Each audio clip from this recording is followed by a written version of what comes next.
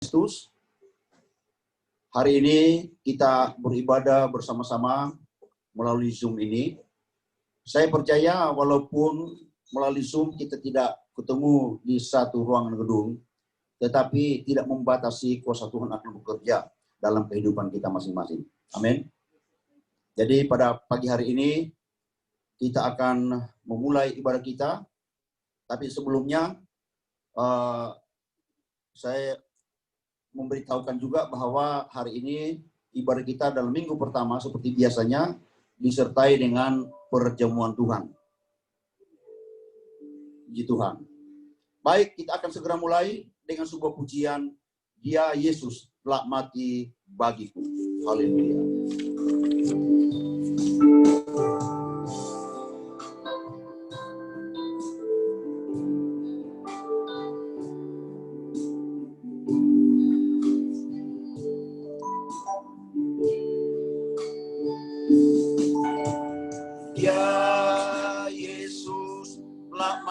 Bagiku, ya Tuhan, selamatkan jiwaku. Bagi Dia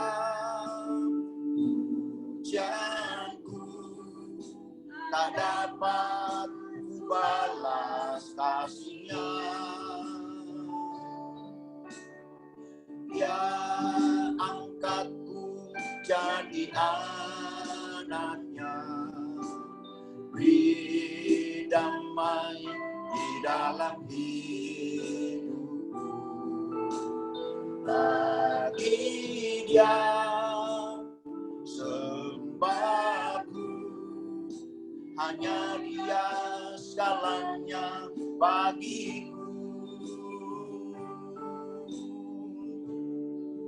Bagi Dia segala pujian, hormat serta syukur kekal selamanya. Bagi Dia segala pujian, hormat serta syukur selama-lamanya. Sekali lagi naikkan pujian ini.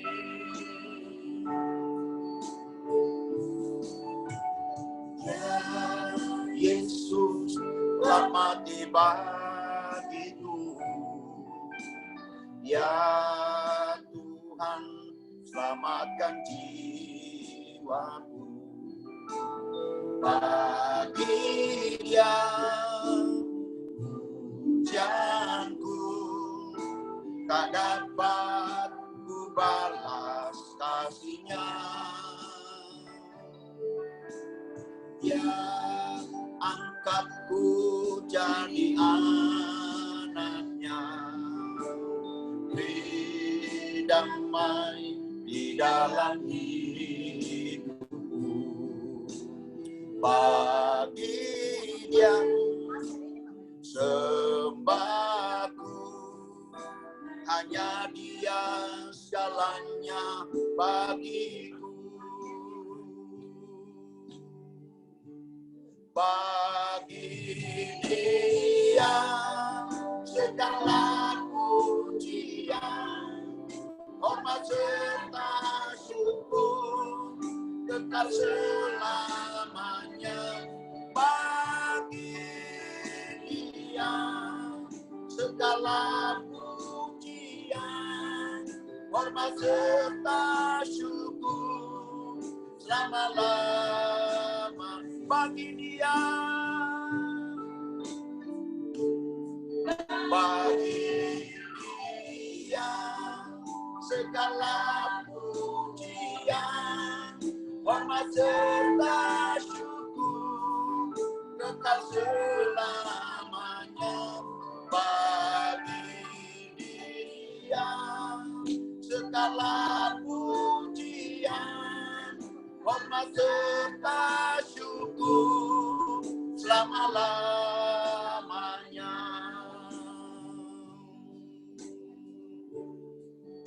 Bagi Dia segala pujian,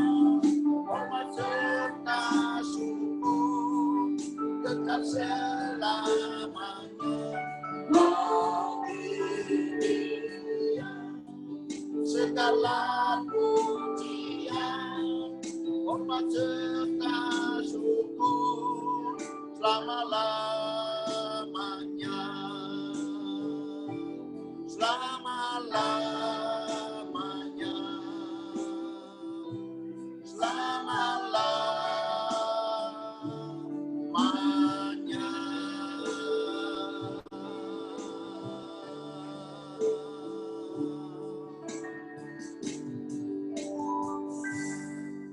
Saya silakan Ibu Gembala untuk membuka kita di dalam doa.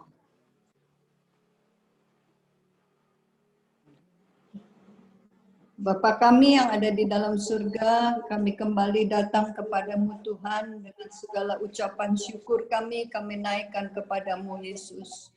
Kalau pada pagi hari ini kami boleh beribadah melalui Zoom bersama-sama dengan saudara-saudara kami seiman dimanapun mereka berada Tuhan. Kami dalam jarak yang berjauhan, tetapi kami percaya bahwa Engkau ada dan kami ada dengan mereka Tuhan, dimanapun kami ada, Engkau ada. Terima kasih Tuhan Yesus, terima kasih. Dan Engkau sendiri ya Tuhan Yesus yang tolong kami di dalam ibadah ini, supaya benar-benar Tuhan ibadah yang kami kerjakan pada pagi hari ini adalah yang menyenangkan hati-Mu ya Tuhan Yesus. Dan Engkau juga akan memuaskan jiwa kami Tuhan. Engkau menilik segala apa yang ada dalam hati kami Tuhan. Engkau akan ganti dengan sukacita, Engkau akan ganti dengan kemenangan, Engkau akan ganti dengan kekuatan. Terima kasih Tuhan Yesus, terima kasih. Mengurapi Tuhan saudara-saudara kami yang melayani pekerjaan-Mu pada pagi hari ini Tuhan. Supaya benar-benar Tuhan Yesus apa yang keluar dari bibir mulutnya adalah perkataan-Mu yang penuh dengan kuasa Tuhan. Karena hanya kuasa-Mu yang kami perlukan. Terima kasih Bapa, terima kasih. Kami serahkan pekerjaan ini di dalam nama Tuhan Yesus Kristus. Haleluya. Amin. Puji Tuhan. Baik, kita lanjutkan pujian kita dengan pengharapanku. Haleluya.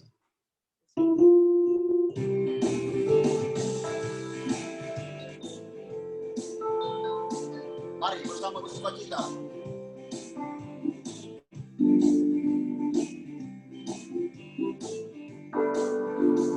Harapanku hanya Yesus saja, yang mati atas Golgota.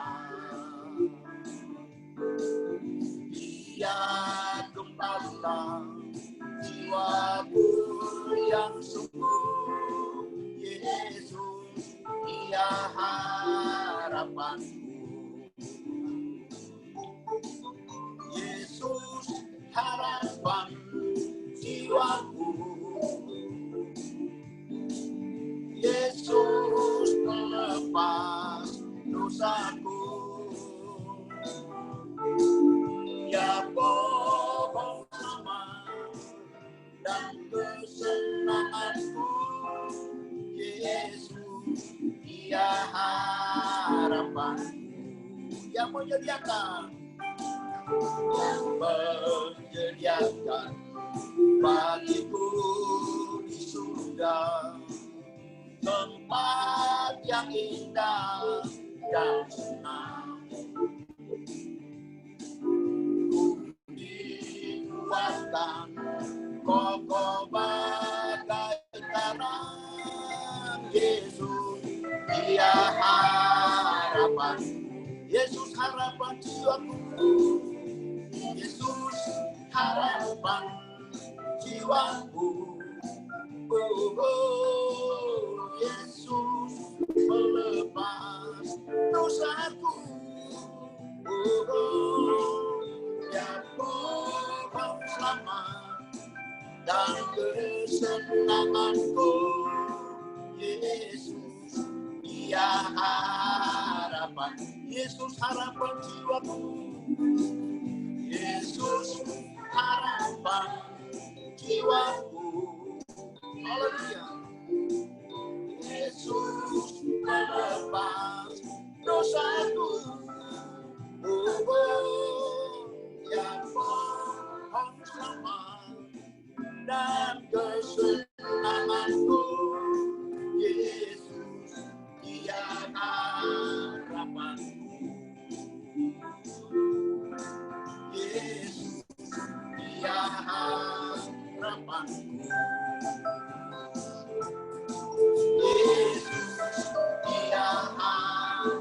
harapanku. Haleluya, puji Tuhan. Hanya Yesus satu-satunya pengharapan dan kekuatan kita. Amin. Haleluya. Baik, selanjutnya kita akan mendengarkan sebuah kesaksian yang indah, yang luar biasa bagaimana Allah berkarya dalam kehidupan hambanya Pak Alfred. Untuk itu, Pak Alfred, silakan.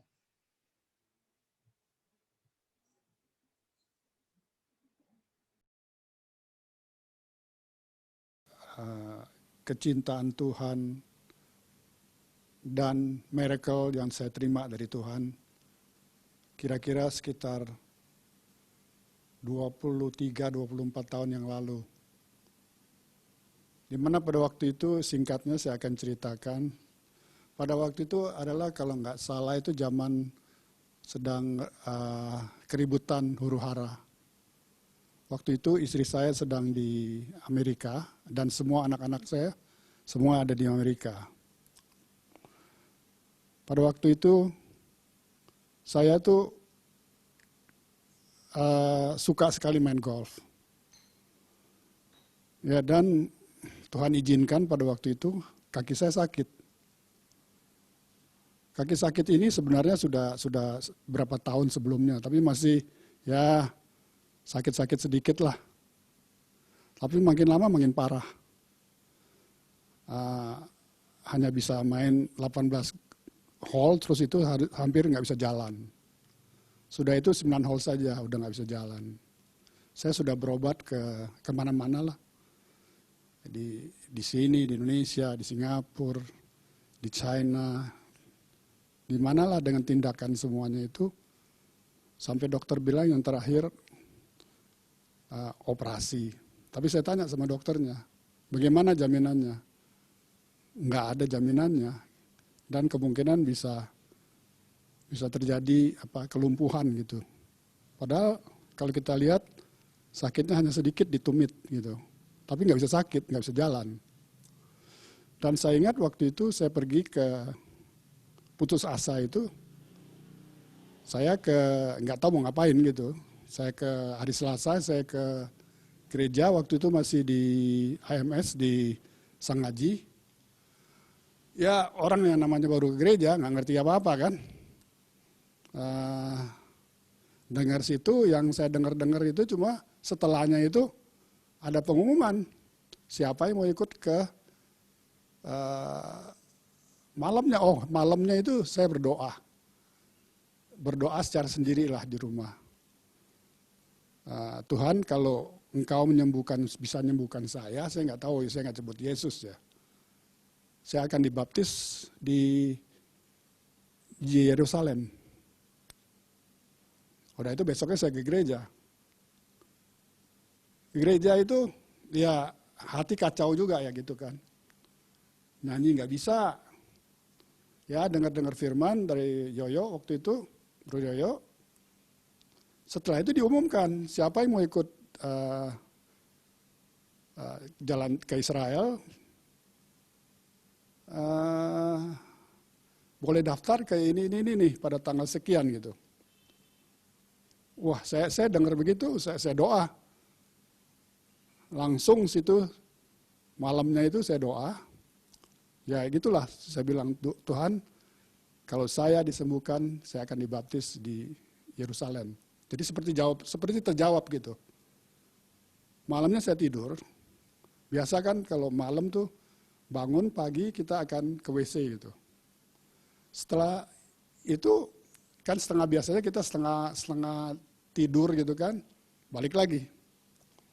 Waktu saya tidur, waktu sudah baring gitu, loh, kok kaki saya nggak sakit lagi ya?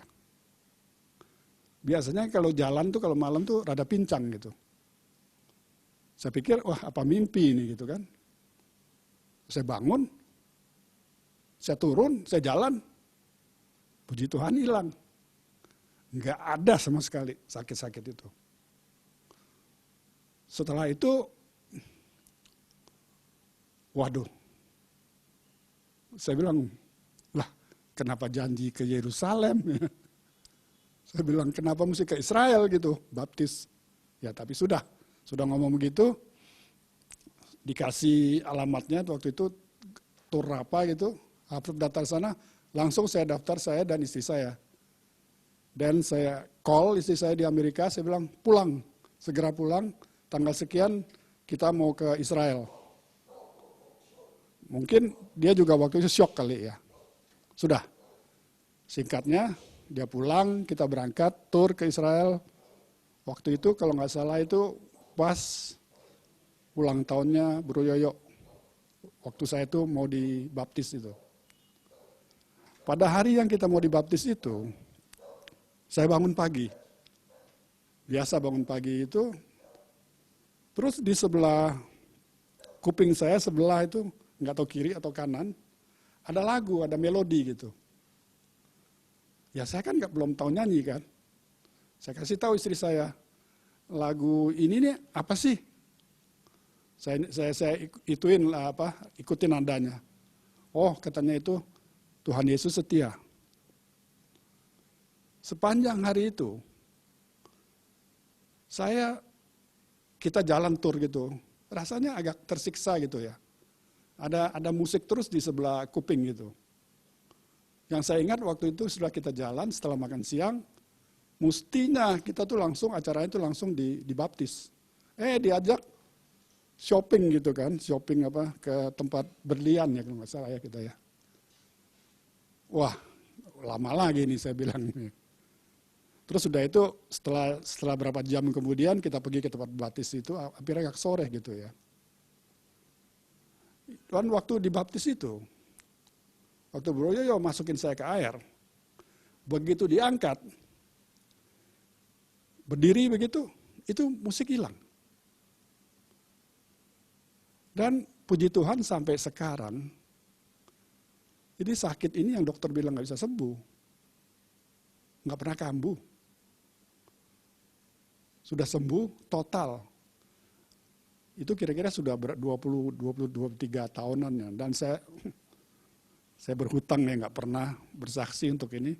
Mungkin ada beberapa saudara-saudara yang saya pernah cerita secara pribadi, tapi nggak pernah saya maju ke mimbar. Dan kebetulan juga ini adalah saya hutang juga sama Bro Yoyo.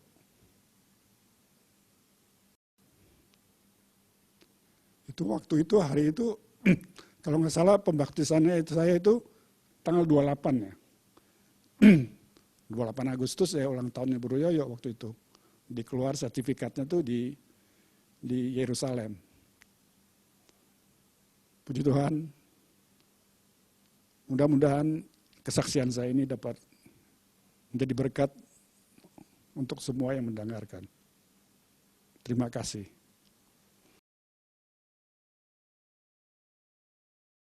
Puji Tuhan, kesaksian yang luar biasa bagaimana Tuhan memenangkan atau memanggil Pak Alfred menjadi anak Tuhan. Dan kita sudah dengarkan kesaksian yang begitu luar biasa. Puji Tuhan, dan saya percaya kita semua diberkati lewat kesaksian ini. Untuk itu kita akan maju terus pada acara ini. Kita akan mempersiapkan hati dan pikiran kita untuk mendengarkan firman Tuhan. Kita naikkan pujian untuk menyambut sabda Allah El Shaddai. Haleluya.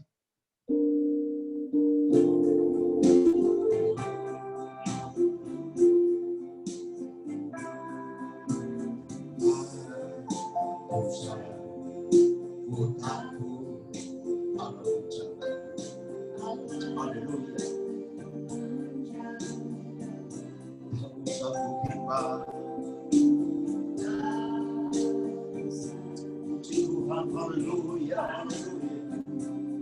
Yesus peliharaku, puji Tuhan. Puji Tuhan.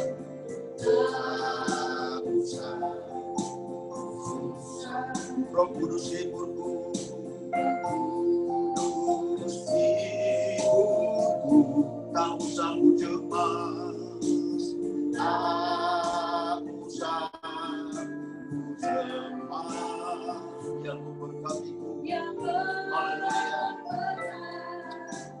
Saya mengajak semua yang ikut Zoom ini angkat tangan. El Shaddai, Shaddai, Shaddai, Allah Maha Kuasa. Ya besar, ya besar. Haleluya. Ya besar, El Shaddai, ya El Shaddai, El Shaddai, Allah Maha Kuasa. Berkatnya melimpah, berkatnya melimpah, El Shaddai. Katakan sekali lagi, El Shaddai, El Shaddai, El Shaddai, Allah Maha Kuasa. Dia besar, Dia besar, El Shaddai, Dia El Shaddai, El Shaddai, Allah Maha Kuasa.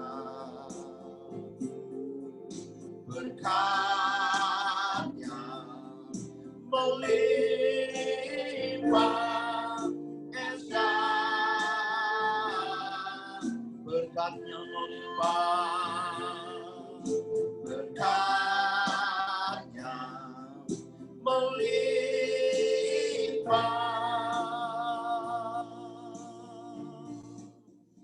El Shaddai,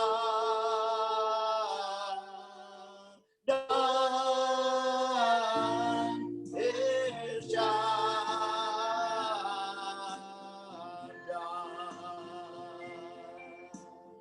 Bapa di surga, Bapa yang kekal, pencipta halik langit dan bumi beserta segala isinya. Engkaulah Allah El Shaddai, Allah yang berkuasa, Allah yang menyediakan segala apa yang kami butuhkan di dalam kehidupan kami hari-hari ini. Kami tidak tawar hati menghadapi dunia ini yang sedang berkecamuk, Tuhan. Oh Bapa, karena kami taruhkan iman kami bukan kepada dunia, tapi kami taruhkan pengharapan iman kami hanya kepada El Shaddai, Yesus namanya. Saat ini Tuhan, kami mau dengar akan firman-Mu.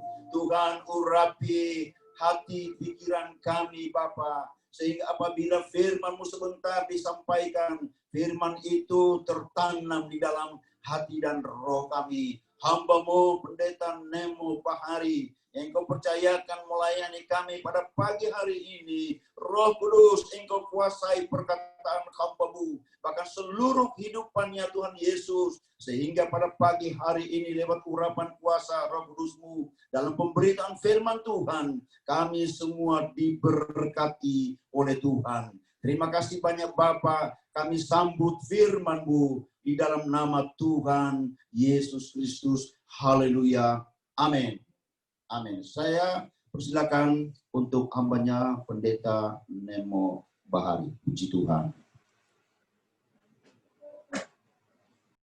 Haleluya, selamat pagi, selamat hari Minggu, selamat beribadah AMS yang saya kasih dalam Tuhan. Jumpa kembali di hari ini bersama dengan saya untuk melayani saudara dengan firman Tuhan. Dan saya harap saudara semua ada dalam keadaan yang sehat, dijaga, dilindungi oleh Tuhan, sehat sempurna dalam perlindungannya.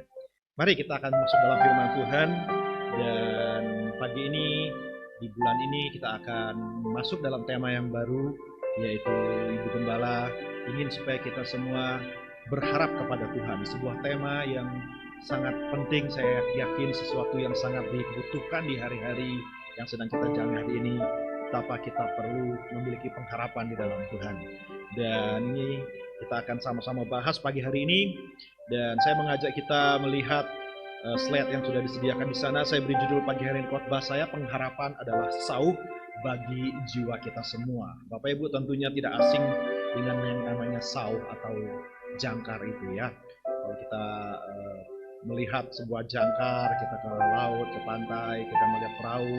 Kenapa perahu di atas air itu bisa tetap diam, dia tidak terbawa oleh arus, dia tidak karam, terbawa oleh ombak ke pinggir pantai, saudaraku.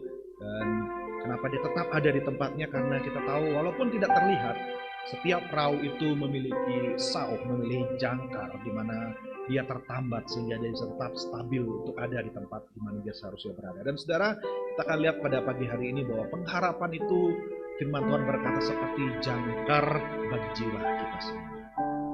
Bahwa tanpa pengharapan kita, jiwa kita akan mudah terombang-ambing, mudah hanyut, mudah bahkan karam, saudaraku, sehingga hidup kita pun akhirnya terdampak dan kita mengalami kegagalan. Sebabnya mari kita masuk dalam firman Tuhan. Ayat pokok kita dalam Ibrani pasal yang ke-6 ayat yang ke-11 sampai yang ke-20. Kita bisa lihat sama-sama di sana firman Tuhan dalam judul perikop yang ditulis oleh Lembaga Alkitab Indonesia, berpegang teguh pada pengharapan. Betapa pentingnya kita memiliki pengharapan dalam hidup ini. Mari kita baca, saya mengajak kita melihat dari ayat yang ke-11 terlebih dahulu dan ayat yang ke-12. Demikian bunyi firman Tuhan. Tetapi kami ingin supaya kamu masing-masing menunjukkan kesungguhan yang sama untuk menjadikan pengharapanmu suatu milik yang pasti sampai pada akhirnya. Agar kamu jangan menjadi lambat, atau dalam terjemahan lain menjadi malas, tetapi menjadi penurut-penurut mereka yang oleh iman dan kesabaran mendapat bagian dalam apa yang dijanjikan Allah. Haleluya, saudara, saya yakin kita semua rindu mengalami janji Tuhan. Saya yakin kita semua percaya pada janji-janji Tuhan. Dan firman Tuhan di sini memperingatkan kepada kita agar jangan sampai kita kehilangan pengharapan. Saya tulis di sana bahwa pengharapan itu bila kita tidak menjaganya, saudara, orang bisa kehilangan harapan dalam menghadapi hidup.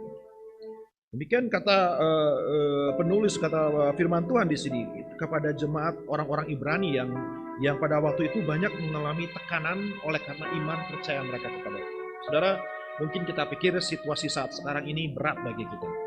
Mungkin kita merasa bahwa isolasi, ya, di social distancing, saudaraku, keterbatasan aktivitas kita, pergerakan kita, mobilitas kita, kesibukan kita sangat dibatasi, bahkan juga perjumpaan kita dengan orang-orang yang selama ini mungkin biasa kita temui, saudaraku, begitu dibatasi, banyak membuat orang mengalami depresi, stres, banyak orang mengalami tekanan emosi, ya saudaraku, ya, perasaan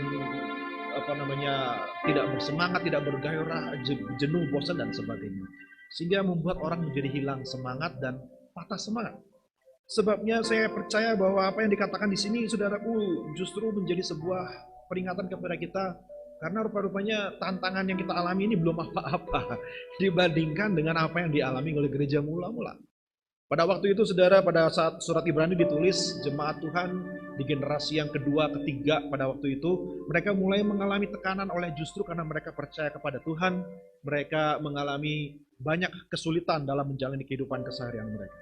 Dan oleh karena mereka mengalami kesusahan, maka mereka menjadi patah semangat. Mereka tidak bergairah lagi mengiring Tuhan. Mereka merasa mengiring Tuhan itu menjadi sesuatu yang tidak relevan mungkin, atau justru menjadi sesuatu yang merugikan. Karena iman percaya mereka membuat mereka dikucilkan, membuat mereka tidak bisa berjualan, berdagang, karena mereka diharuskan untuk menyembah berhala, saudara, ya, menyembah kaisar, hanya untuk bisa berdagang, untuk mencari kehidupan mata pencarian. Saudara bisa bayangkan itu tantangan yang mereka alami, saudara, luar biasa sekali. Dan itu sebabnya ada bahaya di mana umat Tuhan kehilangan harapan, kehilangan gairah, kehilangan iman mereka kepada janji Tuhan. Makanya firman Tuhan bilang di sana, saudara, bahwa kita jangan sampai kita patah semangat, jangan kita sampai dikatakan tadi, saudara, bahwa kita nggak boleh kehilangan pengharapanmu, supaya jangan pengharapanmu tidak menjadi sesuatu yang pasti. Ya, kita harus berusaha memiliki kesungguhan, kata firman Tuhan ayat yang ke-11. Kamu masing-masing menunjukkan kesungguhan yang sama, atau gairah, eagerness, semangat yang sama yang tetap teguh dalam memelihara pengharapan itu. Jangan sampai putus asa, jangan sampai patah semangat, jangan sampai kehilangan gairah dalam menjalani hidup ini. Haleluya. Saya percaya saudara, selama kita pegang iman dan pengharapan kepada Tuhan, kita tetap selalu bisa bersuka cita. Kita tetap bisa selalu menghadapi hidup ini, seberapapun tantangannya, dengan semangat, karena kita punya pengharapan di dalam Tuhan. Yang setuju katakan amin. Haleluya. Nah saudara, kita lihat selanjutnya, bahwa di dalam poin berikutnya saya tulis di sana, bahwa pengharapan juga adalah di dalam kita berharap kepada Tuhan. Di dalam pengharapan itu tersendiri berarti terkandung satu makna bahwa kita harus menunggu sesuatu. Di dalam pengharapan, kita berharap kepada janji yang Tuhan mau berikan bagi kita di masa depan. Ya, pengharapan dan janji Tuhan itu berkaitan sangat erat. Ketika Tuhan memberikan janji, tentunya dia tidak serta-merta menggenapi janjinya bagi saudara dan saya, apapun bentuk janji itu. Karena ada waktu di mana Tuhan sudah atur, saudara, sebelum janji itu digenapi, dan masa kita menunggu janji Tuhan itulah dibutuhkan pengharapan bagi saudara dan saya. Kita tetap perlu memelihara yang namanya pengharapan, karena di dalam pengharapan saya tulis itu adalah penantian yang teguh kepada janji Allah. Menanti dengan teguh berarti menunggu dengan tetap yakin dan dengan tetap percaya, menunggu dengan tetap tidak kehilangan keyakinan kepada janji Tuhan itu. Nah itulah pengharapan, saudara. Kita lihat di sana dalam ayat yang selanjutnya, saya tulis di poin berikutnya saudaraku, bahwa ayat yang ke-13 sampai ayat yang ke-15 kita perhatikan. Sebab ketika Allah memberikan janjinya kepada Abraham, ia bersumpah demi dirinya sendiri karena tidak ada orang yang lebih tinggi daripadanya. Ya, katanya, sesungguhnya aku akan memberkati engkau berlimpah-limpah dan akan membuat engkau sangat banyak. Ini janji Tuhan buat Abraham sebagai contoh orang yang dipilih Tuhan untuk diberkati dan diberikan janji Tuhan. Tetapi apa yang kita lihat saudara, ayat 15 katakan Abraham harus menanti dengan sabar. Ya, dengan tetap berharap. Jadi penulis ini menunjukkan bahwa kita orang percaya ini memang harus menunggu apa yang kita ingin terima dari Tuhan, janji Tuhan itu. Seperti Abraham menanti dengan sabar dan dengan demikian memperoleh apa yang dijanjikan kepadanya. Jadi ada iman dan kesabaran. Tadi kita lihat juga di ayat sebelumnya bahwa seperti kita harus menjadi penurut mereka yang dengan iman dan kesabaran mereka menerima apa yang dijanjikan. Ada orang yang percaya, ada orang yang punya iman tetapi tidak mau sabar, tidak mau menanti dengan penuh pengharapan sehingga akhirnya janji Tuhan tidak tergenapi dalam hidupnya. Walaupun mereka percaya kepada Tuhan, tetapi tidak mau bersabar. Jadi sudah dikasih Tuhan pengharapan, berarti kita tetap pelihara semangat kita, tetap pelihara harapan kita, walaupun belum digenapi oleh Tuhan. Walaupun belum kita melihat hasilnya, kita tetap memelihara pengharapan itu. Dan selanjutnya kita lihat di dalam Kejadian 8 ayat 12, saudara, sebagai contoh, satu lagi contoh tokoh penurut ya yang harus kita turuti, saudaraku. Kita harus menuruti mereka, salah satunya adalah Nuh. Kata pengharapan di dalam Alkitab pertama kali muncul dalam bahasa aslinya di dalam Kejadian pasal ke-12. Bapak Ibu bisa buka di sana firman Tuhan ini yang mengingatkan kita kepada kisah yang mungkin sudah tidak asing bagi kita, kisah tentang air bah, Nuh dan air bah, saudaraku ya. Di sana dikisahkan dalam pasal yang ke-8, saudara, bahwa Nuh sudah terombang-ambing selama 150 hari. Ya, dia hanya melihat air bah saja. Dia hanya melihat penghukuman yang melanda seluruh bumi, tidak ada lagi yang bisa dia lihat. Selama 150 hari, saudara, bukan hal yang pendek, waktu yang singkat. 150 hari hanya melihat hal yang sama, merasakan hal yang sama, konstan. Air bah, air di mana-mana air. Tidak bisa melihat benda yang lain, semua air. Saya yakin itu bukan sesuatu pemandangan yang mudah untuk kita bisa alami. Mungkin sehari, 2 hari, oke lah. 150 hari. Lalu kita lihat di dalam ayat yang ke-12, saya mau cepat di sana langsung kepada ayatnya. Saudara perhatikan, saya baca dari ayat yang ke-10. Ia menunggu 7 hari, kemudian dilepaskan pula burung merpati itu dari bahtera. Menjelang waktu senja, pulanglah burung merpati itu mendapatkan Nuh, dan pada paruhnya di bawahnya sehelai daun zaitun yang segar. Dari situlah diketahui Nuh bahwa air itu telah berkurang dari atas bumi. Jadi di ayat sebelumnya dikatakan Nuh melepaskan burung gagak untuk tes apakah sudah mengiring. Janji Tuhan bahwa air bah ini akan surut. Dia selama 150 hari hanya melihat penghukuman, dia hanya melihat situasi yang membuat hati berduka, hati begitu sedih oleh penghukuman sebenarnya. Bayangkan 150 hari. Dan tentunya kalau kita tidak memegang pengharapan, kita bisa putus asa dan berpikir bahwa air bah itu akan untuk selama-lamanya. Bahwa situasi itu tidak akan pernah berubah, karena sudah sedemikian lama dia hanya melihat hal yang sama. Makanya dia menguji dengan mengirim burung gagak. Tetapi kemudian kita lihat dia melepaskan burung merpati, pertama-tama kembali, dan kemudian dia tunggu 7 hari, dia tunggu, dia lepaskan.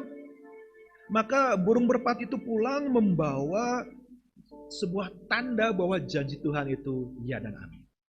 Bahwa Tuhan tidak bohong ketika dia berjanji. Coba saudara katakan sama kiri kanan yang ada di sekeliling saudara, katakan, Tuhan tidak pernah bohong dengan janji. Katakan saudara, dengan iman, sungguh-sungguh, Tuhan tidak pernah bohong. Kalau dia berjanji, dia pasti genap. Waktunya kapan? Itu terserah Tuhan. Untuk Nuh itu 150 hari, dia harus sabar, menunggu. Dan ketika dia melepaskan burung merpati ini pergi berputar-putar dan sore harinya hanya membawa sehelai daun zaitun. Apalah artinya sehelai daun zaitun? Tetapi bagi Nuh itu sebuah tanda yang luar biasa walaupun hanya hal yang sederhana. Kenapa? Ayat 12 selanjutnya, nah saudara perhatikan ayat 12, selanjutnya ditunggunya pula 7 hari lagi. Dalam bahasa aslinya diharapkannya pula 7 hari lagi. Jadi Nuh mempertahankan pengharapannya 7 hari lagi sambil menantikan benar ya dan amin janji Tuhan bahwa air bah akan surut seperti yang Tuhan janjikan. Kemudian dilepaskannya burung merpati itu, tapi burung itu tidak kembali lagi kepadanya. Karena apa?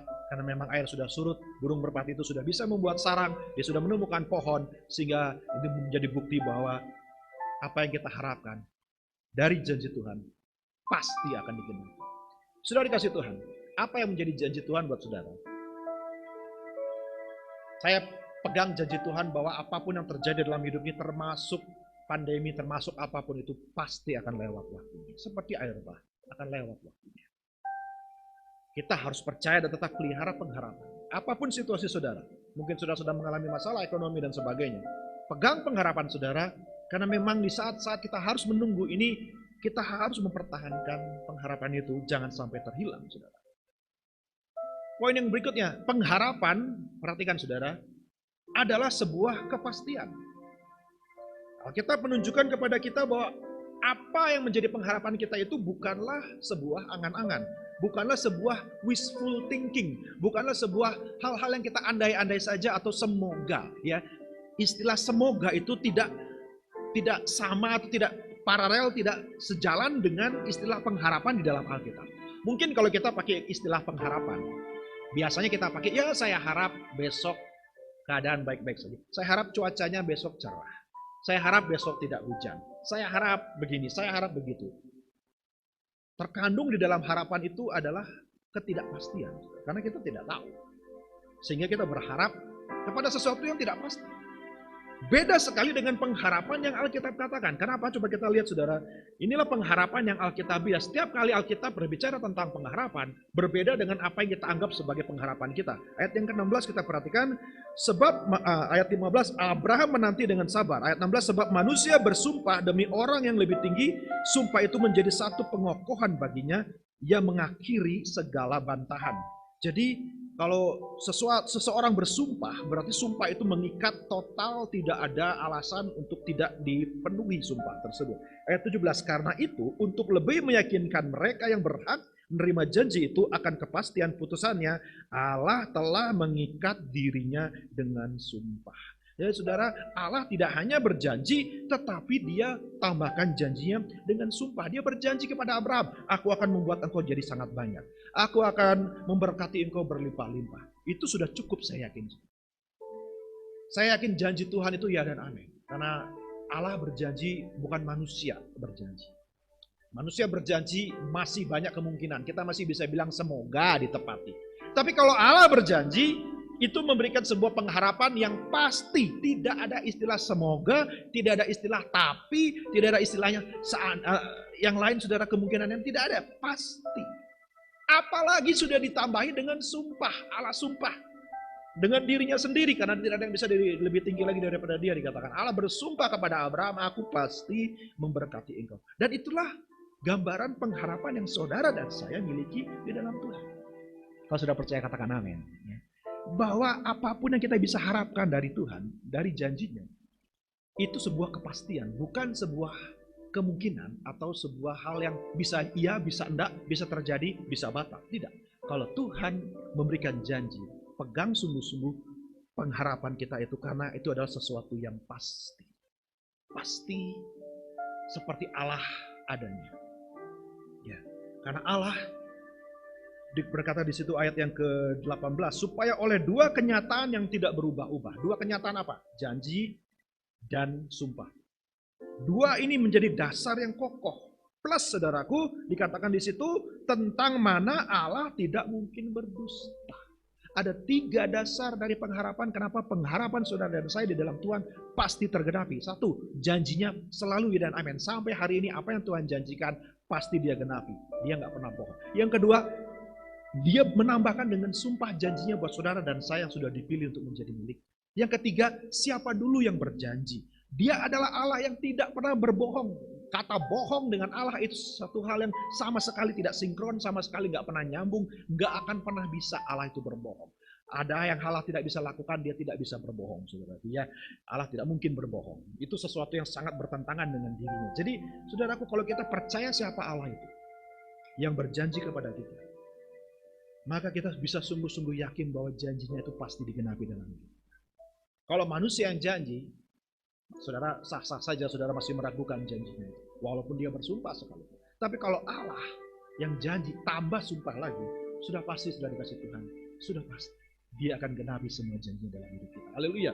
Itu sebabnya kita kembali kepada firman Tuhan, saudara, ayat yang Ibrani 11 ayat yang 1 saya tulis di sana, saudara, satu ayat yang terkenal, ya, Ibrani 11 ayat yang pertama, firman Tuhan katakan iman adalah dasar. Perhatikan, iman adalah dasar dari segala sesuatu yang kita harapkan.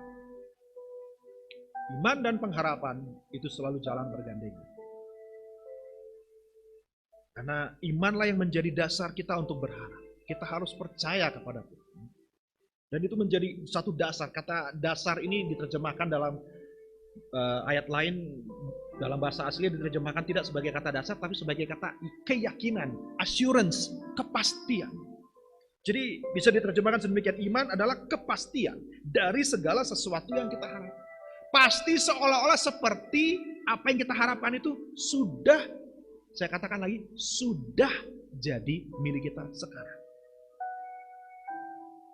Walaupun belum kita terima, walaupun belum terjadi, walaupun masih di masa depan. Tetapi kalau itu adalah janji Tuhan, kita berharap kepadanya, kita bisa meyakininya bahwa itu seperti sudah kita miliki. Seorang hamba Tuhan memberikan ilustrasi seperti ini. Seorang ayah memberikan janji kepada anaknya, bahwa besok si anak akan diajak ke tempat, mungkin tempat bermain dengan saudara, ya hal ya, tempat toko mainan atau apapun, ya, janji seorang ayah kepada anak. Dan kalau saudara punya anak, saudara tentu mengerti apa yang saya maksudkan. Anak itu kalau dikasih janji, saudaraku, apalagi janji untuk diberikan hadiah, diberikan sesuatu yang menjadi kesenangan dia, wah, saudara-saudara lihat reaksi mereka, lihat langsung perubahan mungkin dari sikap dan wajah mereka. Mereka bisa begitu, langsung begitu ceria, langsung begitu bersemangat, langsung begitu bergairah, hanya karena menerima janji dari ayahnya. Kenapa dia bisa begitu bersuka cita? Yang pertama, dia tahu kalau ayahnya janji, ya tergantung ayah, saudara. Tapi saya yakin ayah yang baik. Kalau ayahnya janji, anak ini tahu ayahnya ini pasti akan genapi. Walaupun belum dia miliki apapun yang dijanjikan oleh ayahnya, itu entah besok, entah seminggu depan, yang pasti walaupun dia belum terima janji ayahnya, tetapi sukacitanya sudah dirasakan. Nah, saudara, mempercayai janji Tuhan yang ada di depan kita itu iman, tetapi mengalaminya, merasakan sukacitanya dan bergairah dalam penantiannya itulah yang namanya pengharapan. Seperti si anak yang langsung bersuka cita hanya karena sudah menerima janji. Itulah yang namanya pengharapan, dialami sekarang. Walaupun belum dilihat. Sudah dikasih Tuhan. Ini yang perlu kita belajar dalam menerapkan dalam kehidupan kita di dalam menghadapi tantangan apapun. Pertolongan Tuhan mungkin belum kita lihat. Tapi kalau kita punya pengharapan, saudara, kita tidak akan membiarkan masalah kita membuat kita jadi baper, membuat kita jadi mudah tersinggung, bersungut-sungut, menggerutu, malas. Ya, tadi kita lihat dalam firman Tuhan, jadi malas, tidak mau bergairah, jadi lamban dalam mengerjakan segala sesuatu, tidak ada lagi semangat dalam mengerjakan. Saudara, kalau kita punya pengharapan, kapanpun janji Tuhan itu digenapi, kita tetap menantikannya dengan tekun. Haleluya. Dengan tetap bersukacita. Dengan tetap bersikap seolah-olah itu sudah menjadi milik kita. Dan itulah pengharapan yang sesungguhnya, saudara. Dan berikutnya yang terakhir, saudara, pengharapan, kita lihat kembali dalam firman Tuhan. Pengharapan itu menjadi penekanan khotbah saya pada pagi hari ini, bahwa pengharapan itu adalah seperti saw. Ya, kembali kepada firman Tuhan, Ibrani pasal yang ke-6 tadi, sampai kepada ayat yang ke-19. Saudara perhatikan, ayat 18, supaya oleh dua kenyataan yang tidak berubah-ubah, tentang mana Allah tidak mungkin berdusta, kita yang mencari perlindungan, saudara mencari perlindungan, saudara mencari pertolongan, saudara mencari ketenangan, saudara mencari ketentraman, ya, apapun yang menjadi kebutuhan saudara, kita yang mencari perlindungan beroleh dorongan yang kuat untuk menjangkau pengharapan yang terletak di depan kita. Kita didorong oleh keyakinan, kepastian bahwa Allah itu tidak mungkin bohong. Mungkin kalau ayah di dunia ini berjanji kepada kita, siapapun di dunia ini berjanji kepada kita masih bisa bohong. Tapi Allah tidak mungkin berdusta. Oleh keyakinan kita kepada siapa Allah itu, saudaraku, maka kita punya pengharapan untuk menjangkau ke depan, untuk berjuang ke depan, untuk menghadapi hidup ini, saudaraku. Kemudian ayat 19, pengharapan itu adalah sauh, jangkar yang kuat dan aman bagi jiwa kita. Ya, yang telah dilabuhkan sampai ke belakang tabir. Apa gunanya sebuah jangkar? Apa fungsinya? Yang pertama saya tulis di sana, jangkar memberikan stabilitas bagi sebuah perahu. Dia boleh dihantam gelombang dari manapun, kiri kanan dan sebagainya, dia akan kembali lagi ke tempatnya. Dia akan tetap stay di mana dia seharusnya berada. Ada stabilitas. Saudara, hidup ini boleh menghantam dari kiri kanan, masalah boleh datang dari manapun. Selama kita berharap, kita taruh jangkar kita kepada Tuhan, kita akan tetap setia, kita akan tetap kuat, kita akan tetap kuat. Jangkar memberikan rasa aman sehingga kita tidak takut hilang di bawah arus.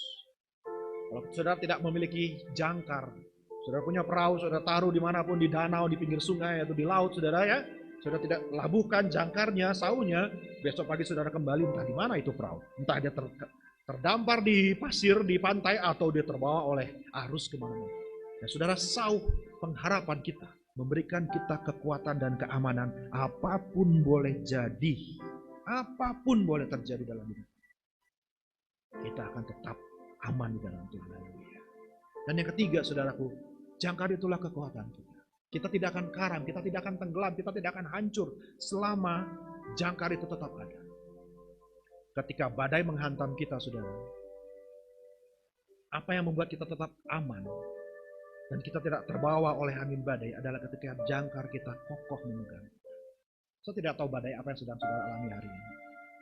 Tapi kalau kita punya pengharapan kepada Yesus, ayat 18-20 katakan bahwa kita berharap kepada Dia, kepada pengharapan kita. Yesus yang adalah, dalam ayat lain katakan, Yesus, the hope is our hope. Dialah pengharapan kita, saudaraku. Ya, pengharapan itu adalah sauh yang kuat. Ayat 20, di mana Yesus telah masuk sebagai perintis bagi kita. Yesus sudah ada di sorga, dan di sanalah pengharapan kita yang sejati, saudara. Apa yang saudara dan saya harapkan di dalam dunia ini sebenarnya bukan perkara-perkara dunia. Kalau kita renungkan kembali, sebenarnya apa yang kita rindukan dalam hidup ini, bukan barang ini, bukan benda itu, bukan sesuatu, saudaraku, tapi pengharapan yang sesungguhnya di hati kita, yang terdalam, adalah kita ada di tempat di mana kita seharusnya berada, di mana Yesus sudah berada saat. Di sanalah pengharapan yang sesungguhnya bagi jiwa saudara dan saya. Hanya di sanalah kita menemukan kepuasan, penggenapan dari semua harapan kita. Itu sebab saudara tetaplah berharap kepada Tuhan Yesus. Yakinlah Dia sudah membuka jalan bagi kita. Di belakang layar ini bicara tentang hidup yang nanti sesudah hidup yang sekarang. Dia sudah ada di situ dan disitulah kita akan berada. Dan di sanalah kita taruh pengharapan kita yang sungguh. Saudara dikasih Tuhan yang sedang mengalami situasi hidupmu pada hari ini. Adakah masalahmu karena engkau terlalu berharap kepada barang-barang atau sesuatu yang ada di dunia ini? Apakah engkau terlalu menginginkan dengan begitu gigih sesuatu yang ada di dalam dunia ini? Tidak heran kita sebagai anak Tuhan yang seharusnya merindukan hal-hal yang surgawi, kita jadi tidak bahagia. Karena kita salah menaruh harapan kita bukannya di sorga, kepada kekekalan, tapi kepada hal-hal yang sementara di dunia. Saudara dikasih Tuhan, mari Biarlah kita hanya berharap kepada Tuhan saja. Biarlah kita benar-benar berharap kepada Tuhan Yesus saja. Dan menjadikan Dia satu-satunya pengharapan yang benar-benar bisa memuaskan jiwa. Apapun menjadi persoalan pergumulan saudara pada hari-hari, harapan kita untuk menerima pertolongan dari Tuhan tidak pernah berubah. Sama seperti Allah yang berjanji kepada kita tidak pernah berubah. Dia sudah genapi janjinya kepada banyak orang, banyak generasi, banyak keturunan. Dan kita pun juga akan mengalami hal yang sama. Kesetiaan Tuhan tidak pernah.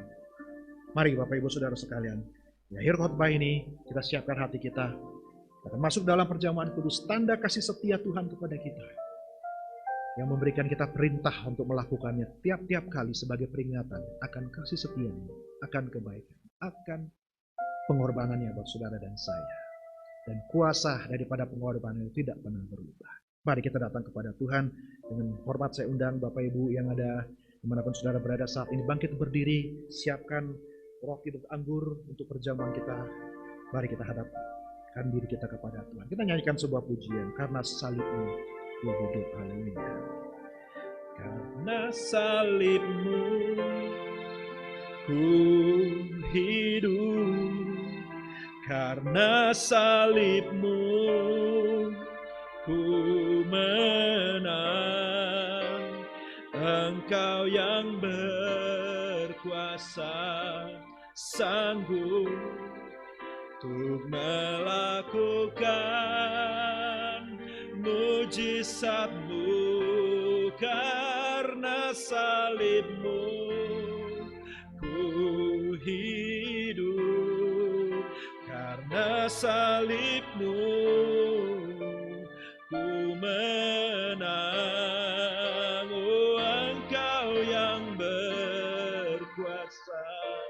Sanggup untuk melakukan mujizat-Mu di hidupku. Mari kita angkat roti lebih tinggi dari kepala kita. Terima kasih Tuhan. Kembali pagi hari ini kami memperingati akan pengorbanan-Mu bagi hidup kami. Tubuh-Mu yang sudah dipecah-pecahkan sebagai bukti kasih, sebagai bukti ketersediaan, sebagai bukti kerelaan-Mu untuk menyediakan apapun yang kami butuhkan dalam hidup. Sebab Engkaulah mana yang turun dari dalam kerajaan surga. Terima kasih buat tubuh-Mu yang adalah makanan bagi kami. Kami percaya dengan memakan tubuh-Mu, kami terpelihara, tubuh, jiwa, dan roh kami. Dan pengharapan kami pun juga Tuhan tetap ada di dalam Engkau. Mari dengan iman sama-sama saudara katakan dengan saya, dalam nama Tuhan Yesus Kristus, mari kita makan.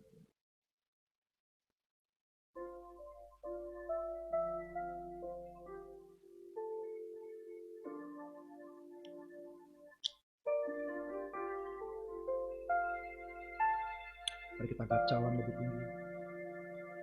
Setelah Yesus makan roti, Dia mengangkat cawan, memberkatinya, mengucap syukur atasnya. Dia memberikan kepada orang-orang yang bersama dengan Dia. Ambillah dan minumlah. Sebab cawan ini adalah darahku yang menjadi meterai dari perjanjian yang baru, bagi pengampunan dosa banyak. Minumlah untuk menjadi peringatan akan aku tiap-tiap kali kami melakukannya. Terima kasih Tuhan Yesus buat darah-Mu yang suci dan murni. Terima kasih buat kasih setia-Mu dan kebaikan-Mu yang tidak pernah berubah. Terima kasih buat pengorbanan-Mu dan cinta-Mu yang begitu besar, sehingga Engkau rela mati dan mencurahkan darah-Mu yang tak bercacat-cacat. Kami imani, kami percaya semua janji-Mu ada di dalam pengorbanan-Mu. Kau sudah selesaikan bagi kami. Terima kasih Tuhan. Kami minum sama-sama dengan iman, katakan dalam nama Tuhan Yesus Kristus. Mari kita minum. Terima kasih Tuhan. Kasih Tuhan. Mari saudara bawa masalah saudara pada pagi hari ini. Saya mau berdoa buat saudara. Bapa, Engkau melihat setiap pergumulan anak-anak. Kami percaya kepada Engkau Tuhan. Kami berpengharapan kepada setiap janji. Dan kami tahu bahwa sebelum kami sampai tiba di tempat surga yang mulia, hidup kami tetap ada dalam penantian. Bahwa sesungguhnya kami belum sampai kepada semua yang Tuhan sediakan buat kami. Berikan kami kekuatan, berikan kami sukacita. Berikan kami penantian yang sungguh-sungguh tekun di dalam menantikan akan setiap janji-Mu. Terlebih lagi menantikan kedatangan-Mu kali yang kedua Tuhan Yesus. Terima kasih Tuhan. Memberkati setiap apapun yang sedang dialami oleh jemaat-Mu hari-hari ini. Kami percaya harapan kami teguh di dalam Engkau. Janji-Mu ya dan amin. Engkau tidak pernah berubah, kuasa-Mu tetap sama. Kami yakin pertolongan-Mu akan tepat pada waktunya. Terima kasih Tuhan. Kami yakin kami yang sakit sudah sembuh. Yang susah sudah dihiburkan. Yang lemah sudah dikuatkan. Yang miskin sudah diperkaya. Dalam nama Tuhan Yesus Kristus. Kami berterima kasih dan kami berdoa. Semua kita yang berdoa katakan, amin. Puji Tuhan. Amin. Minggu saudaraku, sampai kita jumpa dalam kesempatan yang berikutnya. Tuhan Yesus berkati semua. Haleluya. Puji Tuhan. Haleluya. Puji Tuhan, Bapak Ibu sekalian, kita telah mendengarkan firman Tuhan yang begitu luar biasa, memberikan kekuatan dan memberkati kita sekalian, itu pasti. Dan untuk itu, atas nama pengurus daripada PD AMS mengucapkan terima kasih untuk Pendeta Nemo Bahari yang sudah menyempatkan waktunya untuk melayani kami lewat kebenaran firman Tuhan pada pagi hari ini. Tuhan memberkati Pendeta Nemo Bahari bersama istri, anak-anak, dan jemaat yang ada di Bali. Tuhan memberkati. Baik, Bapak Ibu sekalian, sebelum kita tamatkan ibadah kita akan mendengarkan beberapa pengumuman yang akan disampaikan oleh Bapak tadi. Saya silakan. Selamat pagi saudara-saudara kasih dalam Tuhan Yesus Kristus. Pagi ini kita bertemu kembali dalam ibadah Zoom.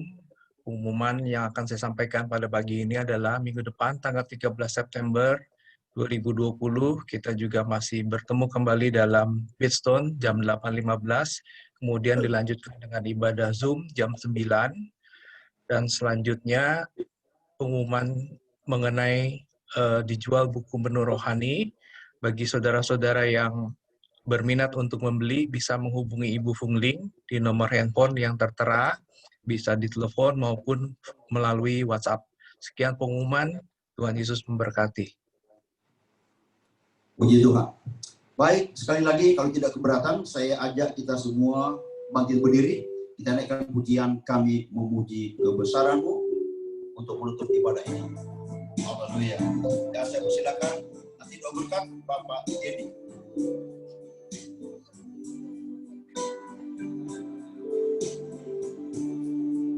Kami memuji kebesaran-Mu. Ajaib Tuhan, ajaib Tuhan. Ajaib Tuhan, kami memuji. Kami memuji kebesaran-Mu. Katakan ajaib Tuhan, ajaib Tuhan. Ajaib Tuhan. Ajaib. Sekali lagi katakan kami memuji kebesaran-Mu. Kami memuji kebesaran-Mu. Haleluya. Ajaib Tuhan. Terima kasih. Engkau Allah yang ajaib Tuhan bagi kami. Haleluya.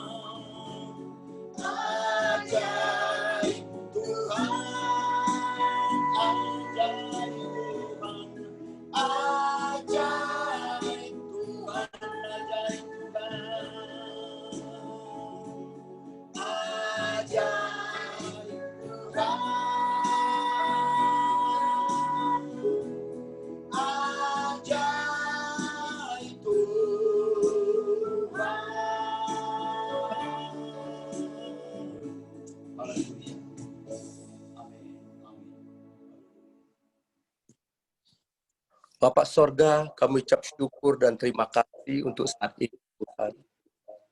Kau telah memimpin pada kami dari awal akhir ini Tuhan. Terima kasih Tuhan. Kami telah diberkati oleh kuasa. Kami percaya janji firman-Mu adalah iya dan amin. Kami dikuatkan, kami ditolong. Terima kasih Tuhan. Dan kami diberkati oleh tubuh dan darah-Mu. Kami menikmati semua itu Tuhan. Kami percaya semua pada hari ini Tuhan. Kami diberkati oleh firman-Mu. Terima kasih. Saudara-saudara, saat ini kita menerima berkat anugerah dari Allah Bapa, kasih sayang dari Tuhan Yesus Kristus, pengharapan, penghiburan, pertolongan dari Roh Kudus. Hari ini sampai Maranatha Tuhan Yesus datang kedua kali. Yang percaya, mari kita sama-sama berkata, amin. Untuk memberkati. Dengan demikian, maka selesailah rangkaian ibadah Zoom kita pada pagi hari ini. Happy Sunday, selamat hari Minggu bagi kita semua. Saya minta maaf, saya tidak akan ikut ngobrol-ngobrol karena saya segera berangkat. Saya juga ada ibadah di Tangerang, di Poris. Saya juga pimpin perjamuan di sana. Puji Tuhan. Jadi mungkin evaluasi saya ikut sebentar aja. Bagian saya aja dulu dibahas. Ya, Pak Bagem, Pak Luki,